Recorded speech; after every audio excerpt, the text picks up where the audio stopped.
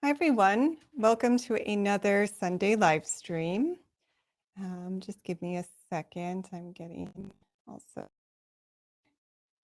And today, while I'm waiting for everyone to join, I just wanted to let you know that we will be going over soil health because I recently posted a blog on soil health, which I think will be useful to everyone. I know a lot of people are interested in homesteading or maybe just raising a few crops. But generally, if you're buying vacant land, soil health is really important. Even if you're not looking to grow crops, soil is one of our national resources. And so anything you can do to help improve it, that goes a long way toward improving our environment, our ability to grow crops, and your own ability to use the property. All right. Hi, Ninky. Glad to see you.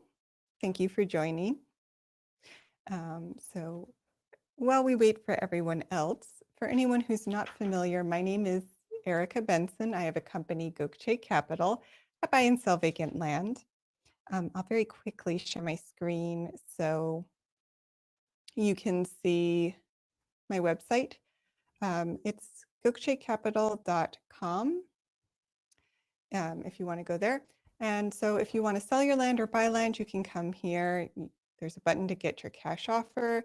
And then under buy land is all of our available properties. And later in the live stream, I'll quickly go over one of our latest properties for anyone who's interested in buying a property. After that, we'll do the vacation giveaway. So stay through till the end. But even if you're not interested in buying or selling,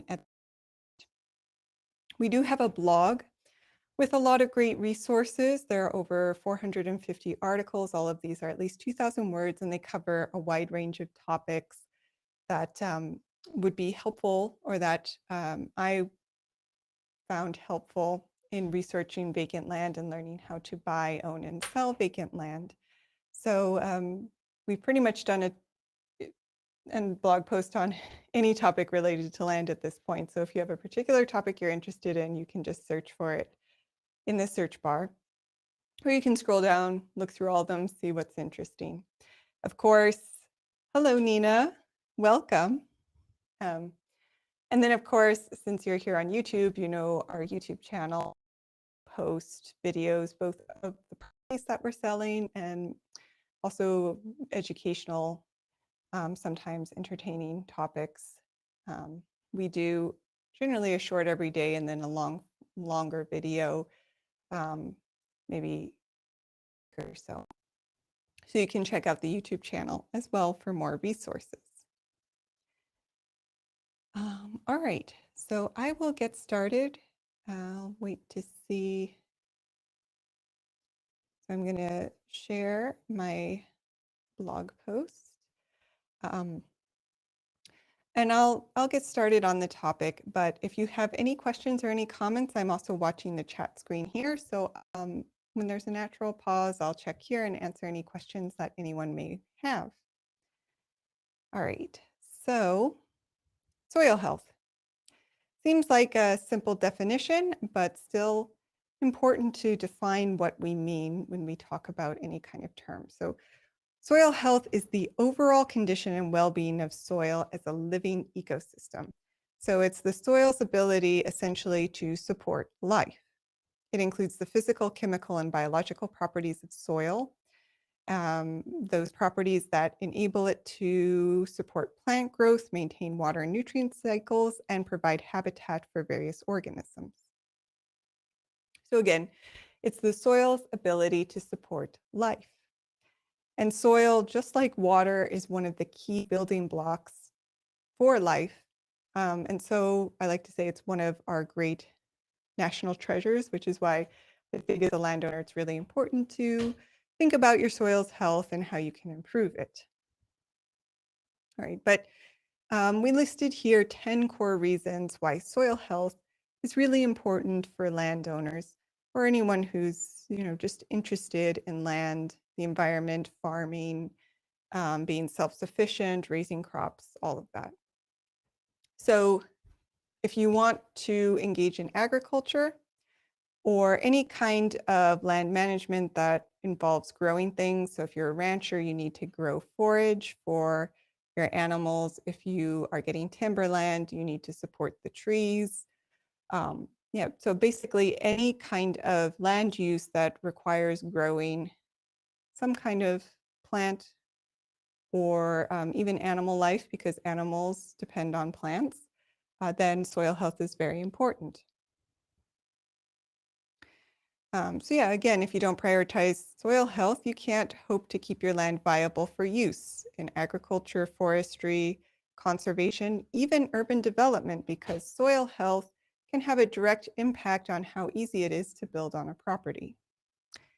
Now, of course, if you're interested in conservation, soil health is really important because you can't support an ecosystem without healthy soil. But soil is one of the key components of water regulation as well. So this is why even if you're going to develop on the property, soil health can be really important because it can help prevent flooding, erosion, and other issues that will affect your building. So as we say here, healthy soils absorb and retain water. This mitigates the risk of flooding. It reduces erosion, which in turn reduces runoff, and it helps recharge groundwater. So if you're going to rely on a well, soil health is really important because it helps keep your groundwater table where you want it. Just as a larger environmental benefit, soil is one of the main carbon sinks available on the planet. And the healthier the soil, the more carbon dioxide it can sequester. So healthy soil is a key tool in combating climate change. And as I mentioned before, erosion prevention. So if you don't want your land to start washing away, healthy soil is one of the key. Hi, Giselle, good to see you. Healthy soil is one of the key ways to keep your topsoil and prevent erosion. And then there are a number of other benefits. Soil health helps reduce pests and disease by fostering a healthy ecosystem. Unhealthy ecosystems are more likely to get sick, just like unhealthy, individual animals and humans that are not in the best health are more likely to get a disease. Same with ecosystems. And when land has healthy soil, it's easier to use it in ways that humans want to, which helps support our livelihoods and our own health as well. So those are some of the reasons why soil health is really important to consider. Now, what are the key components of soil health? So there's the actual physical structure of soil. Good soil structure, and this is basically how soil is composed. So the size of the individual soil particles, but also the size of the airspace in between particles.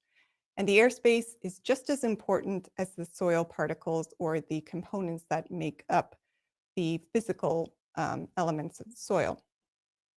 Good soil structure prevents compaction, erosion, and waterlogging, and it allows for proper air and water movement. Soil that has good structure does have some porous airspace in it, and this will allow water to infiltrate. And that's how soil serves as a water sink to prevent flooding. It's also how soil helps recharge groundwater. And of course, when air infiltrates, that's how soil stores carbon. And if soil is not well structured, it also becomes difficult for plants to take root. They won't grow as well, they won't grow as fast, and they won't be as healthy because it's much harder for the roots to dig deeper down and get more nutrients. Hi, Coyote Great. Good to see you again. Now, there's also a chemical component to healthy soil. These are things that you typically think about when you're doing a soil test. So the big one that almost everyone who's engaged in some kind of farming knows is the pH. What is the pH level of the soil? Is it balanced? Also, as any farmer knows, you have to regularly test for essential elements that help plant growth, such as nitrogen, phosphorus, and potassium. So basically, these are the chemical components. These are the chemicals in the soil that the plant is going to utilize to grow. Healthy soil will have enough of these that the plants, have the nutrients they need to grow, but not so much that it starts to become toxic. And unhealthy soil is not nutrient dense. So when you have soil that does not have enough nutrients, that's when you start to do things like soil amending, adding in nitrogen, phosphorus, or potassium. Those are kind of the common fertilizers that gardeners and farmers will use. And then there are other amendments that you may need to add in to balance the pH levels as well.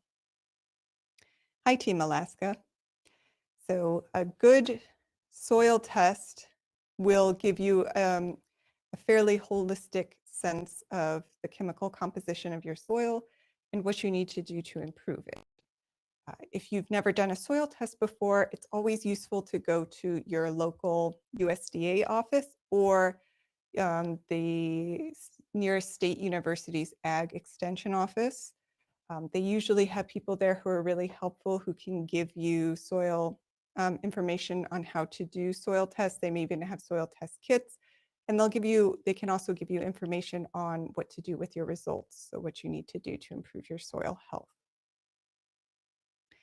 Yeah, we're fortunate to have a pretty good infrastructure in place to help farmers or anyone who's looking to grow crops on the land figure out the condition of their soil and how to improve it. Another component of soil health is biological diversity. So this is more of a indicator of soil health, but healthy soil, of course, is going to support life. Unhealthy soil, not as much. So if plants are growing, if there are microorganisms in the soil, so one test you can do is an earthworm test. It's a very simple test. You just dig up some earth and count how many earthworms there are. But again, healthy soil will have a lot of life within it, bugs, microorganisms, all the tiny organisms that help keep the cycle of life going and keep the nutrients in the soil. Hi, Silent Ninja. Hi, DK. In a similar context, organic matter is a key component of soil health as well. This is the decomposed plant and animal material. So, the more life you have, the more decomposed material you're going to have. And the organic matter is how soil starts to get that lovely soil structure, the kind of slightly porous structure that allows water and air to infiltrate.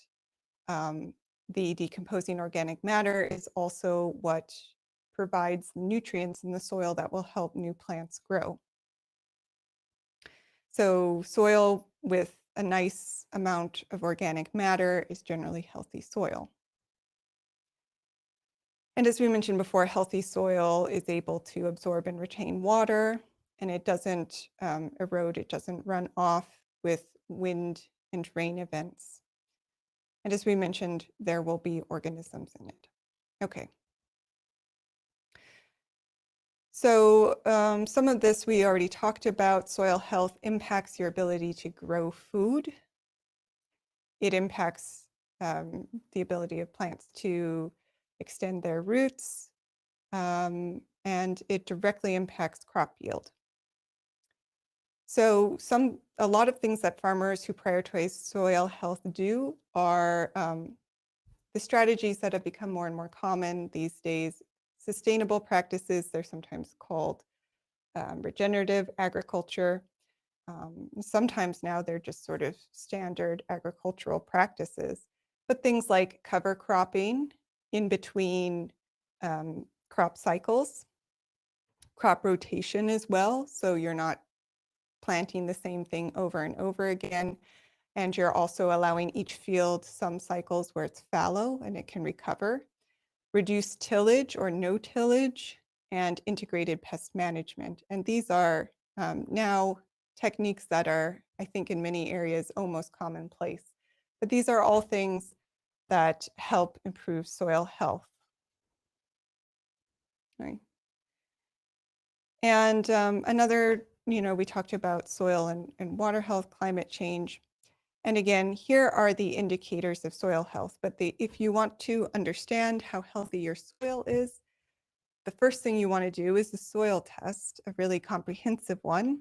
We have another blog post on soil tests, but like I said before, you can go to your local USDA office or your state university's ag extension office. And there should be folks there who can give you a lot of great information, even test kits. So you can do at least a number of the soil tests yourself, because soil test isn't just one test, it's actually a whole series of tests you do. Many of them, like I said, you can do yourself. Some do involve taking samples and sending them to a lab. Usually those are the tests of chemical structure, so how much nitrogen, phosphorus, and all of that is in the soil. But these are all some of the things that you would be looking for when you do the tests: organic matter, microbial diversity, soil structure. So here you would do like drainage tests to see how well water infiltrates through the soil. This is, again, also really important if you're building, especially if there isn't public sewer available, because you do need a certain amount of water infiltration if you're going to have a septic system.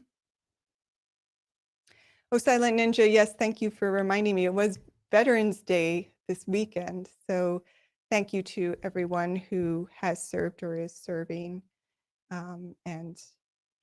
I hope you all had a day off and were able to enjoy the long weekend.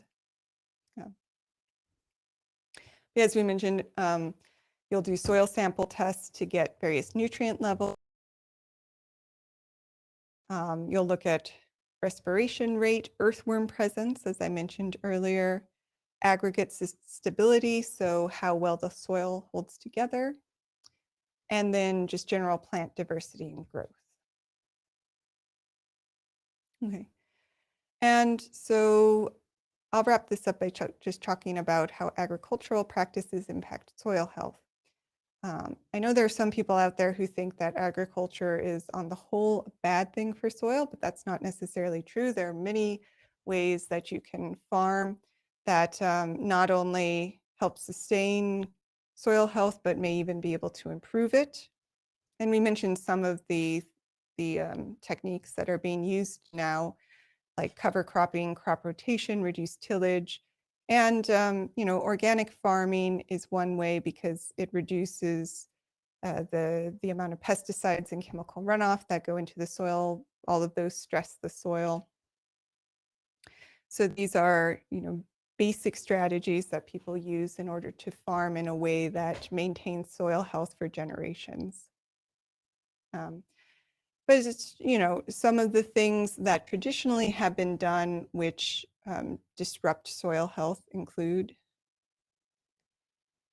and I just see we got one comment from Jag: be prepared to wait for some of these tests to be done. It took 3 months for someone to come out. They're busy folks. Yes, that's a good point. Unfortunately, anytime you're dealing with public servants, there can sometimes be a delay. It depends on the area and how many people are asking for help. But yeah, you may want to be prepared to wait if you're asking for assistance. That's a good pointer. And then Jen, a question about how often should you amend? That really depends on your soil. Soil testing is generally something that you should do on a regular basis, and then you amend based on what the tests tell you. And like I said, some of these things like your local ag extension office and USDA office can usually give you a lot of great advice on what amendments in particular you should be using based on your soil tests.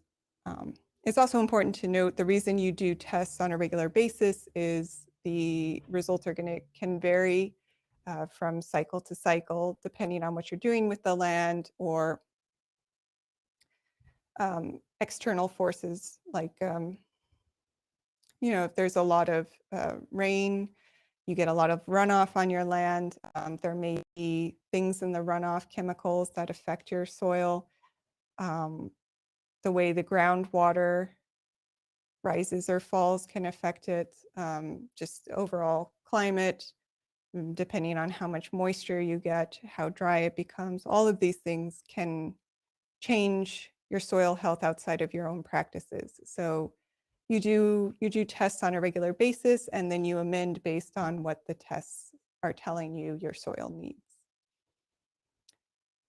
At-home soil tests. Well, so if you're talking about tests for nutrients, those I think have to go to a lab.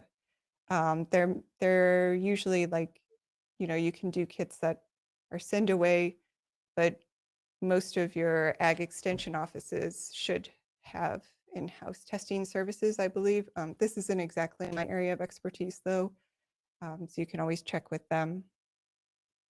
But yeah, if you're trying to understand the chemical composition of your soil, you're going to want to send samples to a lab. But a lot of the other tests you do, like the earthworm test, you can do like very simple tests of drainage and water infiltration. All of those you can do yourself. The USDA website actually has a whole page on soil testing, and you can download just a file that gives you all the different tests that you can do yourself on your property to get a general sense of some of the non-chemical components of soil health. And all of those are also really helpful. They just won't necessarily tell you how much nitrogen you need to add or how much phosphorus you need to add. And then just some practical steps to improve and maintain soil health. These are from the USDA's website. But adding plant matter, in particular, if you're in an area that's prone to erosion or you already have compacted soil, just adding roots back into the soil is one of the best ways you can help. It'll take time. It's not a magic cure, but it's one of the best ways you can help the soil start to, stay in place, to stop eroding. As the soil gets denser, the roots get in place, it becomes healthier, less compacted, you get more organic matter in there, and over time, you start to restore the health of the soil and prevent erosion. Another big thing is just minimizing disturbance of the soil. This is why no-till or reduced tillage are some of the techniques that farmers use who are trying to improve their soil health. But this also means, don't drive all over your property. Try to minimize the areas where you're building. Anything that's going to compact the soil and remove that top portion, which is the top part of the soils where all that nice organic matter is. And again, maximize soil cover. So you want to maintain the top soil. You want to keep that first layer that has all that great organic matter in place for as long as possible. So you do that by planting plants, which is again why cover cropping is such a widely used technique when you're trying to improve soil health. Anything that keeps plant matter on the land for as long as possible is usually a great way to improve soil health. All right. That actually went longer than I thought it would, but let me know if you have any other questions. If not, I'm going to quickly share one of our latest properties. So let me move over to the screen. We did post, I don't believe I shared this last week, we posted a property in Carroll County, Tennessee. And it's 1.7 acres. So this is a little bit bigger than some of the other building lots that we've posted in Tennessee. This is, now if probably don't know where Carroll County is, but this is Western Tennessee. You can see here, kind of in between Nashville and Memphis. Little ways outside of Jackson, which is the largest town in the area. But the closest town is Cedar Grove. And this is a forested area. You can see it's forested, slightly hilly area. And the property's off of Snapping Lane. There are a few homes here. And yeah, just a few things to mention. We're close to the 1,000 acre recreational lake. So if I go back to the map, we're only about 18 minutes away. I'm not sure if it shows up here actually, but we're also close to Indian Lake over here, which is maintained by the Indian Lake Property Owners Association. So this is a 5 minutes away recreational lake. I'll show you some images of the property. So Snapping Lane is a dirt road, but it is in good condition. The property is currently wooded. You can see satellite images here. There are people who have built in the nearby vicinity. There are power lines on the road, but water and sewer would be well and septic. Again, this is kind of a rural area, so that's sort of standard. There's no zoning and annual taxes are only $86. It is in the Indian Lake Property Owners Association. They maintain the roads and Indian Lake. The annual dues are only $550. So the cash discount price of this property is $9,999, but as with all of our properties, we do also offer owner financing. As always, it's only $1 down plus a $395 document fee. And there's 0% APR. You just don't get the cash discount price. And there's no prepayment penalty. In fact, we give you 20% off the total owner financing price if you pay off in the first 6 months. Yes, it is directly accessible off of Snapping Lane, which is in good condition. And there's also no credit check. So all you have to do to buy, whether it's cash or owner financing, is click buy or hold and go through our automated checkout process. I'll just note that with owner financing, you're not able to build on or live on the property until the end of the loan term. We do this because we don't do a credit checker and we don't ask for a lot down. But as I said before, you do get a discount if you pay off soon. So, we want to try and help you get out there and get building as soon as possible. And if you haven't seen them before, we do have a number of bonuses that we give when you build a property, when you buy a property, including email support, a complimentary vacation voucher like the ones we give away on the live stream, and some guides, as well as architectural consultation. And we have a 30-day money-back guarantee as well. This excludes any fees. Buy the property and decide it's not exactly what you're looking for, you do have 30 days to return it. And you'll get whatever you paid toward the purchase price minus any fees. Okay, so that brings us to the main reason that I think you're all here, which is the vacation giveaway. All of you I have seen before, so I know you know the spiel, but I'll just go over the terms really quickly. So it is a voucher valid for generally a 3-night stay in one of over 50 global locations. The hotel stays complimentary, but you do pay the regular taxes. It's usually for 1 or 2 people, but there will be some hotels in every location that allow up to 2 children. The way it works is if you win, you can send me an email. I'll send you more information. You'll let me know what location you're interested in, and then I'll send you the voucher. You have 7 days to redeem the voucher. When you redeem, you do have to pay the taxes, but you don't have to select your booking dates or your hotel. You have 18 months to do that. So you have 18 months. You'll see, once you get the voucher, you'll see all the participating hotels, and you can select your dates and book whenever you want within the 18 months. I'll just note that all holidays will generally not be available, and there is a small fee, I think like $50 for weekend bookings. The to note is you won't be able to see which hotels are available in every location or in the location you select until you redeem the voucher, but there should be a number of options in every location. Okay.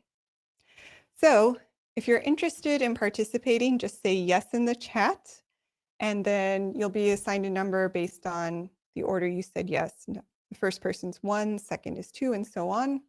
And I'll have Google randomly select a number and decide our winner. All right, so I'll give everyone about a minute to say yes if you're interested in participating. Oh, the other thing I'll mention, well, I'm waiting for people to say yes.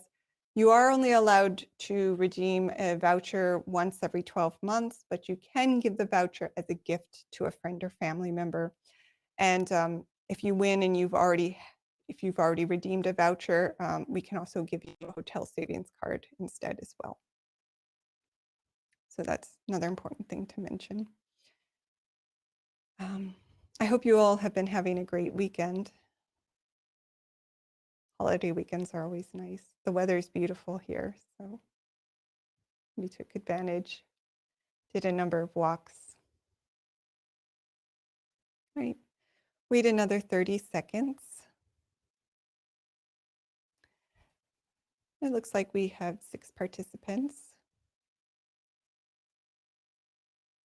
Okay, so I'll share my screen. 6 participants, that makes this a little easier. 7, 8. Okay, 8 participants. All right, I'm gonna do the selection now. 10 seconds for anyone else to say yes if they want. And we had one more. So that brings us to 9. Okay. So Google's going to select a number between 1 and 9, and it is 1. Wow, never had 1 before. Matthew, congratulations. You are our winner. You can send me an email. I'll give you my email here. And I'll give you the list of locations. Everyone else, thank you so much for joining. A lot of familiar faces. I'm always so grateful that you spend your Sunday evening with me. I hope the blogs and the information is useful. I also hope to have more interviews in the future. And if anyone has a particular topic that they would like me to cover, just let me know. You can send me a comment on YouTube, send me an email, reach out to me through any social media platform, or even call me. The number is on our website. Send me a text, and I'll try and talk about that topic. But for now, I hope you all have a wonderful evening, and I'll see you next week, same time, same place.